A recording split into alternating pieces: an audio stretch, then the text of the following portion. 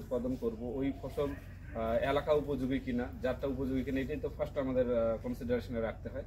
এরপর হচ্ছে আমাদের যে জায়গাটাতে বীজতলা করব, জায়গাটা ভালো একটা জায়গা যেখানে সহজে বন্যার পানি জমে না, সহজে সেচ ব্যবস্থা আছে, এই ধরনের জায়গাটা আমরা নির্বাচন করব। মাটি ভালো হতে হবে।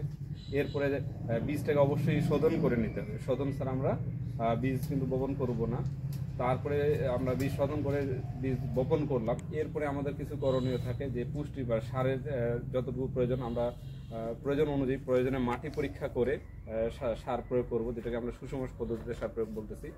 এরপরে আমাদের গেল যে মূল জমিতে স্থানান্তর করার আগে মূল জমিটা প্রস্তুত করে নিতে হয়। তো আমরা সাধারণত মূল জমিতেই ইউরিয়া বাদে সব সারগুলো একেবারে প্রয়োগ করে থাকি, আর ইউরিয়াটা আমরা কিস্তিতে প্রয়োগ করি, এটা আমাদের মাথায় রাখতে হবে। মূল জমি আমাদের প্রস্তুত হয়ে গেলে আমরা তখন চারা রোপণ যখন করব, এইটা আমাদের অবশ্যই খেয়াল রাখতে হবে। বীজ মানে সাধারণ যখন ফসল উৎপাদন করব তখন যদি আমরা লাইন লোগো মেনটেন নাও করি খুব একটা সমস্যা নেই, কিন্তু আমাদের বীজ উৎপাদনের ক্ষেত্রে অবশ্যই এটা মাথায় রাখতে হবে যেন আমাদের লাইন লোগোটা অন্তত নিশ্চিত হয়। এক্ষেত্রে আমরা জানি যে 3 ধরনের লাইনের দূরত্ব আমরা করি, যে 20 সেন্টিমিটার গুণ 20 সেন্টিমিটার, 20 সেন্টিমিটার গুণ হচ্ছে 25 সেন্টিমিটার, আর এটা হচ্ছে 15 সেন্টিমিটার গুণ হচ্ছে 20 সেন্টিমিটার। এটা আমাদের সবারই জানা আছে। যদি অল্প জীবনকাল হয় বা যেগুলো ফসলে হচ্ছে কুশি কম, সেগুলো আমরা একটু ঘন করে রোপণ করে থাকি।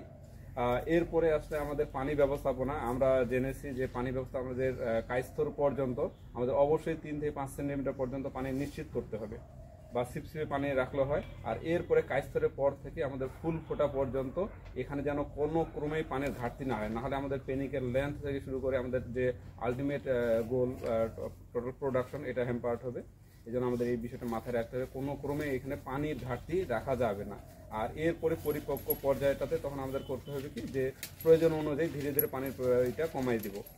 এরপরে গেল হচ্ছে আমাদের আরেকটা গুরুত্বপূর্ণ বিষয় আছে, যেটা আগাছা ব্যবস্থাপনা। ইতিমধ্যে এখানে হয়ে গেছে যে বিষয়টি আলোচিত। আমরা জানি যে প্রথম 40 দিন আগাছা মুক্ত অবশ্যই রাখতে হবে। তো এক্ষেত্রে আমরা আগাছাটা যে মুক্ত রাখবো, কয়েকবার আগাছাটা তুলবো, এই বিষয়টা গুরুত্বপূর্ণ।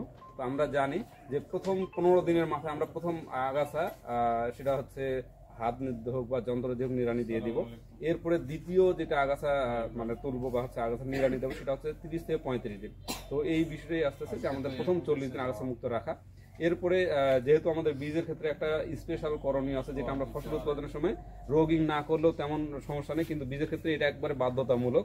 হ্যাঁ, তো এটা হচ্ছে আমরা জানি যে রোগিংটা মূলত 3 পর্যায়ে আমরা করে থাকি। সর্বোচ্চ খুশি অবস্থায় প্রথমবার করে থাকি। এই সময় যেগুলো হচ্ছে অন্য জাত বীজাত, এগুলো দেখা যাচ্ছে খুব দ্রুত হয় বৃদ্ধি পায়, অথবা হচ্ছে খাটো হয়ে যায়। এইভাবে আমরা বীজাতগুলো বাছাই করবো, অথবা রোগাক্রান্ত যদি কোনো অংশ থেকে থাকে।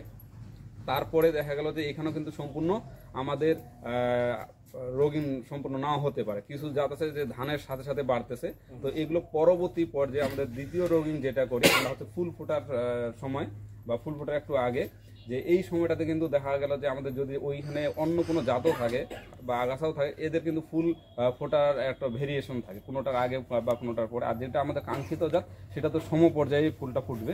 তো এইখানেও আমরা রোগিং করতে পারি বা বীজাত বাছাই করতে পারি। আর তৃতীয়টা যেটা হচ্ছে গুরুত্বপূর্ণ, সেটা হচ্ছে আমাদের যখন শীষটা পরিপক্ক হয়ে আসতেছে বা হেলে যাচ্ছে, এই সময় আমরা উঁচু বা নিচু দেখে এই রোগিংটা করতে পারি। এছাড়াও যদি আরও আমরা গুরুত্বভাবে ধান কাটার আগেও আরেকবার নিতে পারি, যে এটা হচ্ছে একেবারে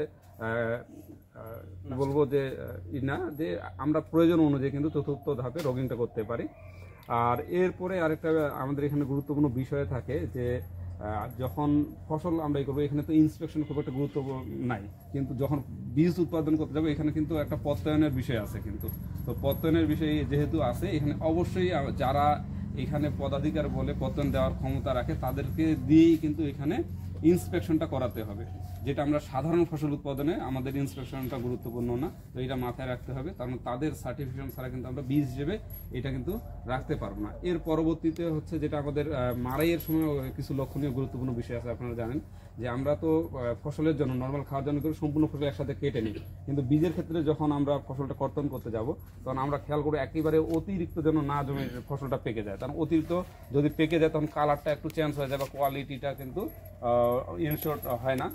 আর এটা একটা বিষয়, আমাদের যখন কলা পাকা পর্যায়ে আসবে তখন কিন্তু আমরা কর্তন করব। আর কর্তনের সময় যে বিষয়টা খেয়াল রাখতে হবে, অবশ্যই যেন আইল থেকে আমরা 1 মিটার পরের ধানগুলো নেওয়ার চেষ্টা করব। আইলের পাশের ফসলগুলো এমনিতে আমরা খাওয়ার জন্য বা বিক্রির জন্য হয়তো বা নিব, কিন্তু বীজের সময় এই 1 মিটারের অংশগুলো বাদ দিয়ে ভিতরের অংশের ফসলগুলো কাটবো।